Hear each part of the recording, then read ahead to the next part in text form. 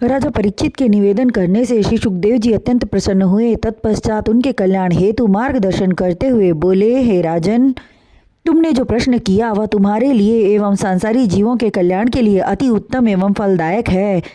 अन्यथा सांसारी मनुष्य सदा घरेलू कार्यों में फंसा रहता है। आप जैसे प्रभु भक्तों के ही ज्ञान में ऐसे फलदायी प्रश्न उभरते हैं।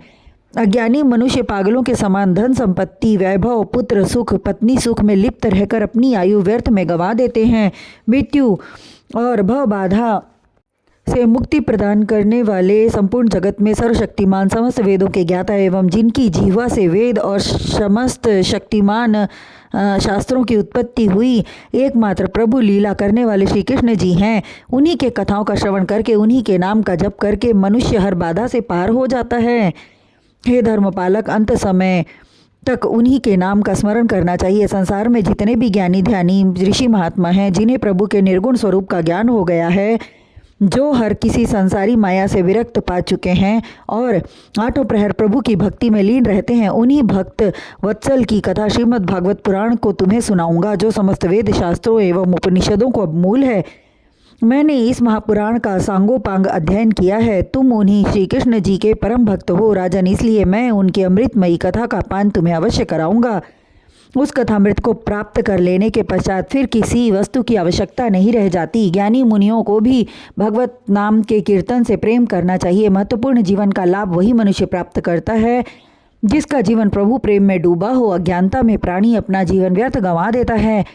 हे राजा परीक्षित, राजा षडवांग ने मात्र 2 पल के लिए प्रभु का ध्यान एवं कीर्तन किए थे, जिसके फलस्वरूप उन्हें मोक्ष की प्राप्ति हुई। जबकि तुम्हारे सन्मुख अभी 7 दिन का समय है, तुम अपने कल्याण के लिए सब कुछ कर सकते हो, अतः तुम्हें व्याकुल नहीं होना चाहिए। व्याकुलता को त्याग कर प्रभु के नाम का स्मरण करो और मन में ओम 3 मात्राओं वाले महामंत्र का जाप करो।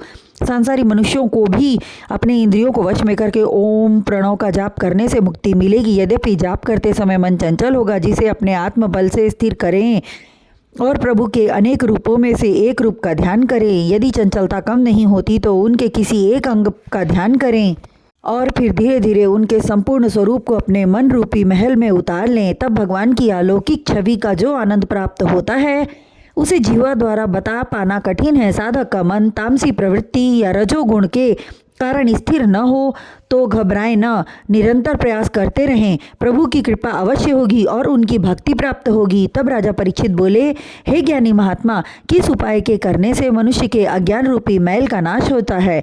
राजा के कथन को सुनकर श्री सुखदेव जी बोले, हे राजन, तन को अपने वश में करने के लिए योग साधना अति आवश्यक है, जिसके लिए आसन की विधि बताई गई है। प्राणायाम समस्त मानसिक कामनाओं पर नियंत्रण करने वाला आसन है। मन को ज्ञान बल द्वारा इस प्रकार समेट लेना चाहिए जिस प्रकार किसी के स्पर्श का आभास करके कछुआ अपने पैरों को समेट लेता है। इसके पश्चात साधक को प्रभु के विराट स्वरूप का चिंतन करना चाहिए, जिसके तेज और प्रताप के महालोक मुख को जनलोक एवं मस्तक को तपलोक तथा सिर को ब्रह्मांड अर्थात सत्यलोक योगी जन कहते हैं। उनकी शोभायमान भुजाओं को देवता, कान को दिशाएं और नासिका नाक को अश्विनी कुमार मानते हैं। अंतरिक्ष नेत्र हैं, आंखें सूर्य और पलकें दिन एवं रात्रि है। अग्नि मुख है, तालु जिह्वा रस और जल है। उस विराट स्वरूप प्रभु का मस्तक वेद और दाढ़े यम हैं, जिनकी मधुर मुस्कान पर संपूर्ण जगत मोह जाता है। जिनके ऊपर का होठ लज्जा और नीचे का होठ लोभ है। उनका स्तन धर्म है एवं पृष्ठभाग को अधर्म कहते हैं। समस्त चल एवं अचल सिद्धियां प्रभु के तन में निहित हैं। उनकी चाल को गति तथा गुणों का भंडार लीलाएं हैं।